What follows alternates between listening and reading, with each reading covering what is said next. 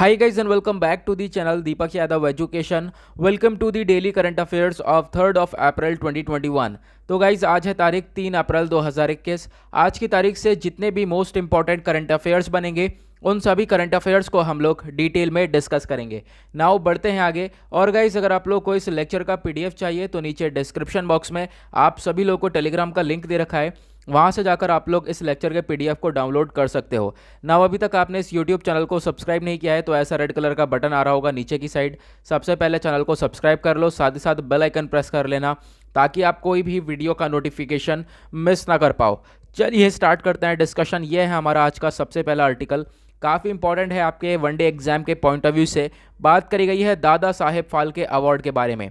तो जो हमारे प्राइम मिनिस्टर हैं नरेंद्र मोदी जी, इन्होंने बधाइयाँ दी रजनीकांत जी को, क्योंकि रजनीकांत जी को चूज़ करा गया है दादा साहेब फाल्के अवार्ड के लिए। तो ये साल 2019 के लिए हम लोग किसको ये अवार्ड दे रहे हैं? रजनीकांत जी को। आप लोग यहाँ पर इस चीज़ को याद रखना, आपके एग्जाम के पॉइंट ऑफ व्यू से बहुत इंपॉर्टेंट है।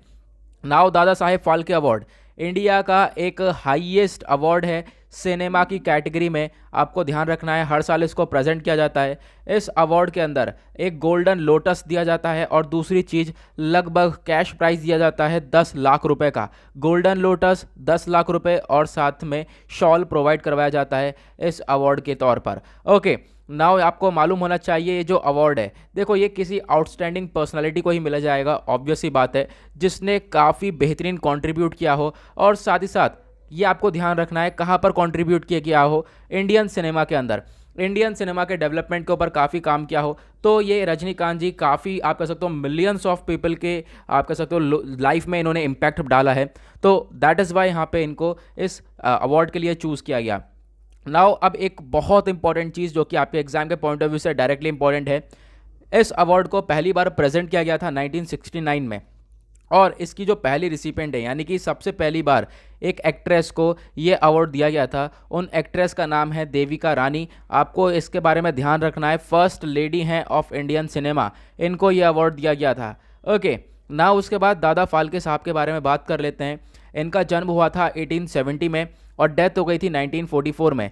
देखो ये एक इंडियन फिल्म मेकर थे जिन्होंने इंडिया की पहली फुल लेंथ फीचर फिल्म बनाई थी राजा हरिश्चंद्र 1913 में।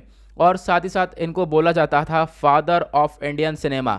दैट इज़ वाई ये काफ़ी इंपॉर्टेंट है और इन्हीं के नाम पे ये दादा फाल्के अवार्ड दिया जाता है एक मोस्ट इंपॉर्टेंट पर्सनैलिटीज़ को in the category of Indian cinema. Now आते हैं आर्टिकल नंबर 2 की तरफ। यहाँ पे बात करी गई है light weight bullet proof jacket के बारे में। तो जो हमारे डिफेंस मिनिस्टर हैं राजनाथ सिंह जी, इन्होंने भी बधाइयाँ दी हैं किस किस को? डीआरडीओ को और डीएमएसआरडीई को। ये DRDO defence research development organisation वही वाला है, और डीएमएसआरडीई क्या है ये मैं अभी आप लोगों को बताऊंगा। तो इन दोनों को बधाइयाँ दी क्योंकि इन दोनों ने मिलकर बना लिया है light weight bullet proof jacket. जो आप ये जैकेट देख रहे हो ये बुलेट प्रूफ है, इसमें यहाँ पर बुलेट आर पार नहीं होगी, कोई बुलेट से बच सकता है अगर जिसने भी ये जैकेट पहनी होगी। नाउ जो हमारे, आप कह सकते हो ये डीएमएसआरडीई है, इसकी फुल फॉर्म है defence material and store research and development establishment, Kanpur में। अब यहाँ पे दूसरा जो डीआरडीओ है, इन दोनों ने मिलकर इसको बनाया है जैसे कि मैंने अभी आप लोगों को बताया। और ये जो जैकेट है इसका वजन है 9 किलो, ये आपको ध्यान रखना है, 9 केजी का इसका वेट है। और इसने बहुत सारी जो रिक्वायरमेंट्स हैं हमारे आर्मी की उसको फुलफ़िल किया है और बहुत ही ज़्यादा प्रोटेक्शन भी मिलने वाली है आर्मी को इस जैकेट से, ये आपको ध्यान रखना है। नाउ आगे आते हैं आर्टिकल नंबर 3 की तरफ। बात करी गई है कारगिल जंस्कर रोड के बारे में। तो जो union minister for road transport and highway हैं वो कौन है, जरा नीचे कमेंट सेक्शन में नाम बताना इनका, ये कौन हमारे रोड ट्रांसपोर्ट और हाईवे मिनिस्टर कौन है।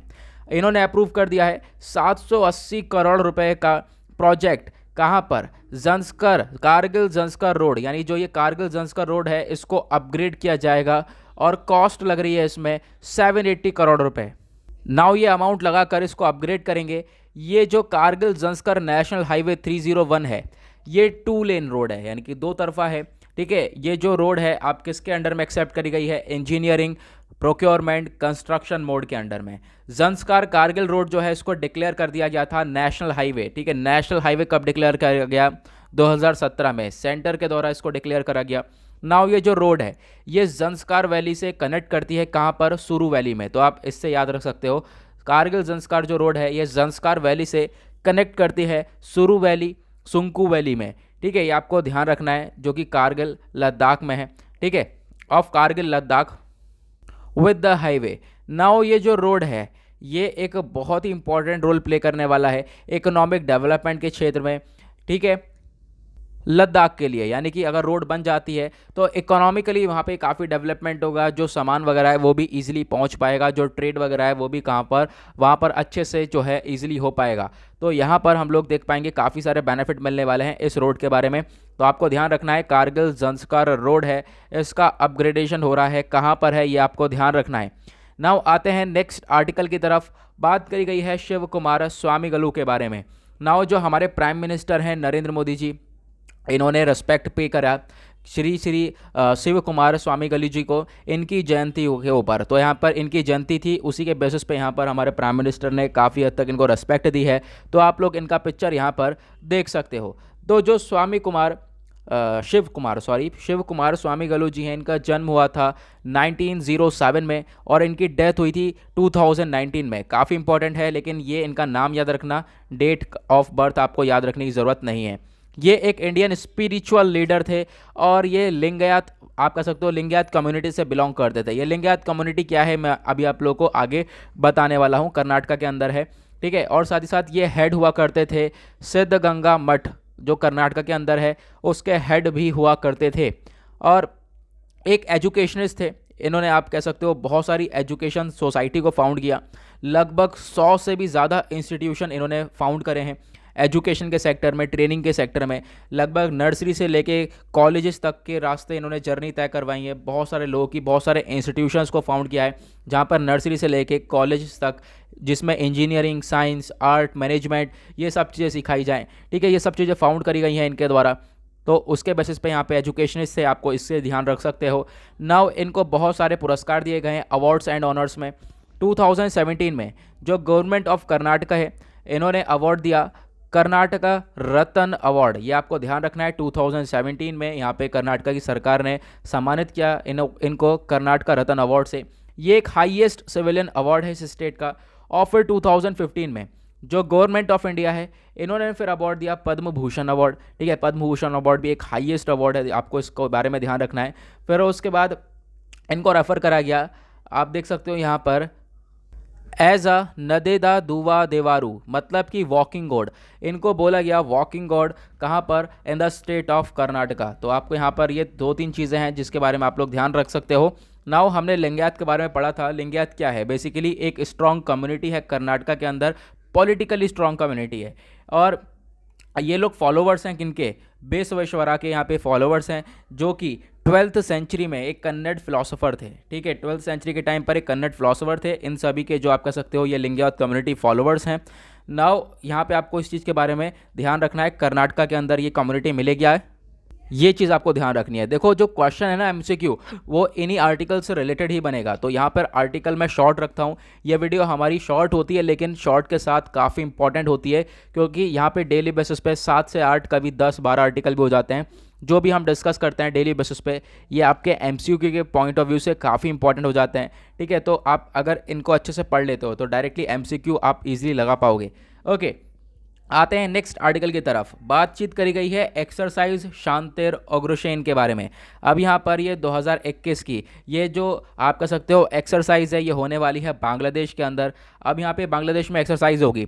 अब ये जो होने वाली एक्सरसाइज, इसका नाम याद रखना है आपको। दूसरी चीज़, ये क्यों हो रही है? ये देखो हो रही है बांग्लादेश के जो फादर ऑफ द नेशन है, इनको बोला जाता है बंगबंधु शेख मुजीबुर रहमान, इनका नाम है। ये कौन है? Father of the nation, Bangladesh के फादर ऑफ द नेशन कहलाते हैं ये, नाम ध्यान रखना इनका।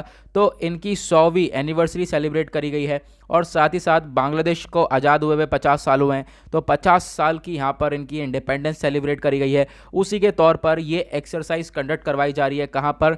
उसी चीज़ को रेस्पेक्ट पे करते हुए बांग्लादेश के अंदर ये एक्सरसाइज हो रही है। नाउ इसके अंदर इंडियन आर्मी कॉन्टीजेंट होंगे, आप देख पाओगे 30 पर्सनल होंगे, जिसमें ऑफिसर्स देखने को मिलेंगे, जेसीओज, जवान ऑफ बटालियन, ठीक है, और भी बहुत सारे लोग होने वाले हैं। रॉयल भूटान आर्मी होगी, श्रीलंका आर्मी होगी, बांग्लादेश आर्मी होगी। ये एक्सरसाइज होने वाली है 4 अप्रैल से 12 अप्रैल 2021 तक, जो कि अभी यहाँ पर आ रही है, ठीक है। कल से आप कह सकते हो एक्सरसाइज जो है स्टार्ट होने वाली है। इसमें ये सभी लोग पार्टिसिपेट करेंगे। और ये मोस्ट इंपॉर्टेंट चीज़ है, जो ये एक्सरसाइज है इसका थीम क्या है? इसका विषय है रोबस्ट पीस कीपिंग ऑपरेशन, यानी कि एक मजबूती से इस तरीके से यहाँ पे एक ऑर्गेनाइजेशन सेटअप करना कि जो है शांति बनाई जा सके, ठीक है। रोबस्ट पीस कीपिंग की तरफ बढ़ेंगे, शांति बनाने की तरफ ये लोग काम करेंगे। तो इसका थीम यहाँ पे याद रखना है। मेन ऑपरेशन क्या है? Robust peace keeping operation. देखो थीम के ऊपर फोकस ज़्यादा करना है, क्योंकि आप पिछले साल के कुछ क्वेश्चन पेपर उठा के देखोगे कोई से भी एग्जाम्स के, तो उनके अंदर जिस भी पर्टिकुलर डे के बारे में पूछा गया है तो फिर उसका थीम ही पूछा गया है ज़्यादातर। तो आपको किसी भी कोई एक्सरसाइज हो रही है उसका थीम याद रखना, एक वो एक्सरसाइज कहाँ पर हो रही है, क्या पर्पज़ है, ये 2-3 एस्पेक्ट याद रखोगे तो आप MCQ ईजिली सॉल्व कर पाओगे। नाउ इसमें बहुत सारे और भी लोग होने वाले हैं, जैसे कि मिलिट्री ऑब्जर्वर्स होंगे USA से, UK, Turkey, kingdom of Saudi Arabia, Kuwait, Singapore, यहाँ सभी लोग से आप कह सकते हो अटेंड करने वाले हैं इस एक्सरसाइज को। ओके, नाउ उसके बाद आते हैं आज के लास्ट आर्टिकल की तरफ। बात करी गई है उत्कल दिवस के बारे में। तो ओडिशा के अंदर नंबर ऑफ प्रोग्राम्स, यानी ढेर सारे प्रोग्राम्स को ऑर्गेनाइज किया गया, क्योंकि ओडिशा के अंदर 86th स्टेटहुड डे मनाया गया है। 86th आपको यहाँ याद रखना है, ओडिशा अलग से मतलब एक स्टेट बना था, तो दैट इज़ वाई यहाँ पे उसी की आप कह सकते हो उसी के अवसर पर उत्कल दिवस सेलिब्रेट करते हैं।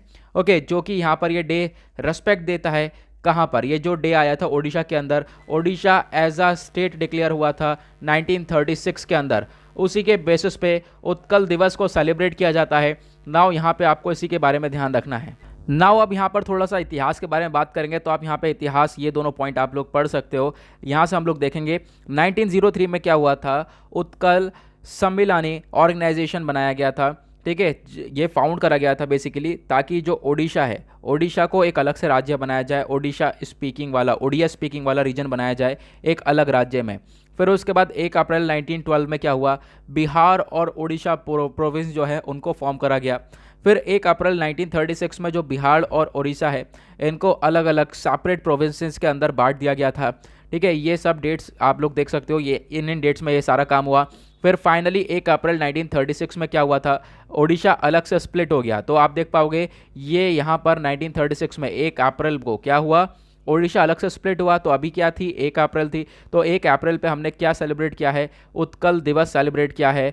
और क्या रिस्पेक्ट देते हुए कि ओडिशा एक एज आप कह सकते हो सेपरेट प्रोविंस बना था उस टाइम पर। ओके, नाउ यहाँ पे आप देख पाओगे जो ये न्यू प्रोविंस है ओडिशा का, फिर ये एग्जिस्टेंस में आ गया। फिर यहाँ पर लैंग्वेज के बेसिस पे अलग अलग चीज़ें होने लगी, ठीक है। फिर यहाँ पर आप इतनी चीज़ आप कवर करो, ज़्यादातर यहाँ पर जो मेन चीज़ें थी वो हमने कवर कर ली हैं। ये 3 पॉइंट्स बेसिकली इंपॉर्टेंट है ओडिशा के बारे में, आपके लिए इंपॉर्टेंट हो जाते हैं। नाउ इसी के साथ करते हैं हम लोग अपने डेली करंट अफेयर के वीडियो का एनालिसिस समाप्त। आई होप आप लोगों को सारे आर्टिकल्स क्लियर हो गए होंगे, आप इजीली इन टॉपिक्स से रिलेटेड MCQs को सॉल्व कर पाओगे। नाउ मिलते हैं आप लोगों से नेक्स्ट वीडियो में, आज के लिए bye bye, have a nice day. और हाँ, एक चीज़ और, अगर आपको लेक्चर का PDF चाहिए, मैं दोबारा बता रहा हूँ, नीचे डिस्क्रिप्शन बॉक्स में टेलीग्राम लिंक है, वहाँ से जाकर आप लोग इस लेक्चर के PDF को डाउनलोड कर सकते हो। ओके, और चैनल को सब्सक्राइब जरूर कर लेना डेली बेसिस पे इसी तरीके के वीडियोस को देखने के लिए। नाउ मिलते हैं आप लोग से नेक्स्ट वीडियो में, आज के लिए bye bye, have a nice day.